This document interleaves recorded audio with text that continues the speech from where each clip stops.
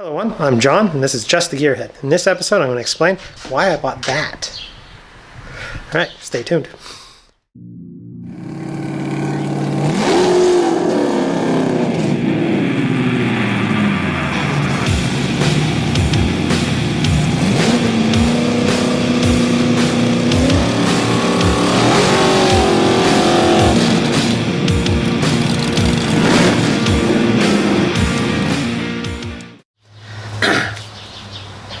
Alright, so why did I buy this? Well, first off, what is it? It's a frame from a 1975 Oldsmobile Cutlass. Now, the reason I bought it is basically I'm going to use it to swap out for the Buick, the Buick's frame. Basically, the reason why is the Buick has what's known as a torque tube driveline, or closed driveline. So basically, the drive shaft is inside of a tube that is bolted to the rear end and bolted to the back of the transmission. Basically, that means I'm kind of stuck with the two-speed Dynaflow transmission, which, truth be told, aren't that great. So, and I wanted to go to something more modern, so if I go, there's a couple ways to go about doing that. Now, you can get, I want to still use the nail head, so I'd have to get an adapter kit for the nail head, which I'd probably still have to get, which would bolt up a modern transmission. Not too bad, but then you have the torque tube and rear end issue. There isn't a kit that just allows you to change the front of the diff to remove the torque tube and go to a modern drive shaft.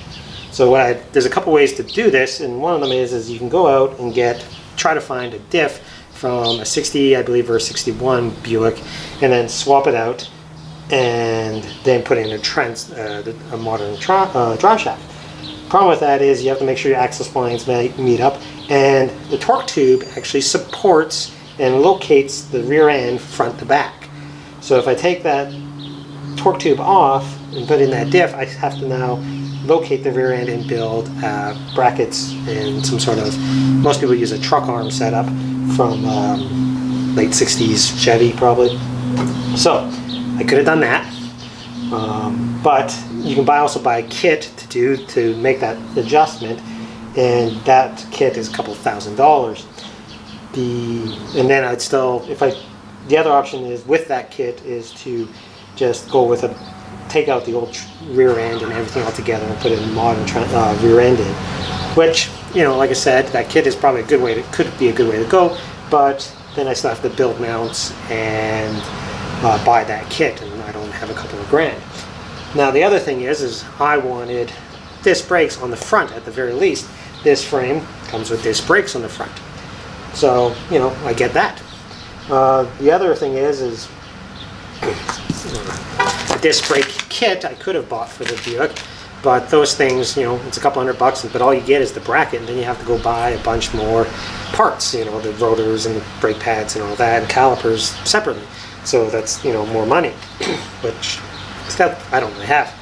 So this frame cost me $600 delivered to my house, and it gets me a modern open drive line. It also gets me the disc brakes that I wanted for the front, and there's more aftermarket for this setup, because this setup of rear end was used in quite a few cars in, you know, the mid 70s, and then, you know, I think places like QA1 and that, they actually have modern, like upgraded aftermarket parts for these suspension. Now the bad part. This thing is actually, the wheelbase is about 8 or 10 inches shorter than the wheelbase on the Buick, which means I'm going to have to graft this into the Buick's frame or stretch this frame to make it fit the Buick.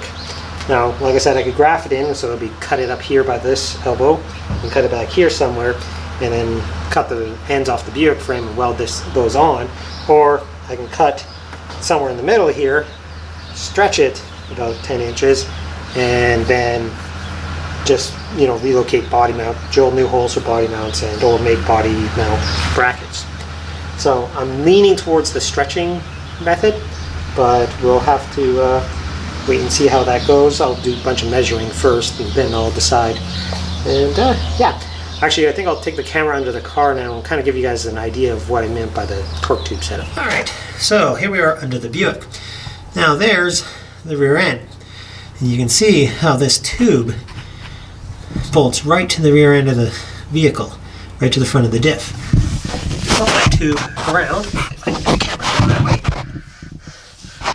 You can see up here where it would mount to the transmission, I just put a temporary bracket in there to hold it back, which failed when I took the car off the flatbed. It actually bent on me. Bracket wasn't strong enough, which shows you how much pressure that torque tube actually takes. Which is why you either need that different kit, or you need to build some sort of four-link if you're going to replace that rear end. Like I said, I think stretching the frame might be the best way to go. These two bars here, they actually go up and connect to the torque tube, and some guys have tried to just relocate those to the frame, but they're actually not strong enough. They end up bending, and yeah, so anyways, that's under here. So here's a bit of a closer look at the frame. This uses a type of like factory four-link setup. You can see the two top links coming off the top of the diff, and then you got a lower link over there that goes over there and connects to the frame just there. Now the frame, it did come with a transmission and motor. I believe the motor is Oldsmobile 350, but it's probably trash because this thing sat outside without a tarp over winter, and there was actually ice inside the carburetor. So I'm going to think the motor's probably toast, but we might take it apart and do some investigating one day. The transmission, unknown condition. I got to find out if I can use that transmission, or if because there are kits to bolt those two Buick nail heads, but I don't know if this one will match up with the kit. So we'll have to do some research on that. But if I can use this transmission, I just might, because it's already kind of in place. All right. So yeah, I think that'll be it for this episode.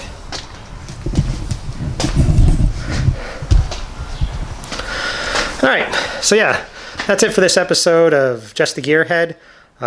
Next episode we'll probably get started on either cutting up the frame or figuring out how to get the body off of this frame, the Buick's frame. And yeah, so please comment, like, subscribe, all that good stuff. We do have merchandise now, so if you want, I'm going to put a link in the bottom. Go check out it's on Redbubble. Go check out my little store on Redbubble.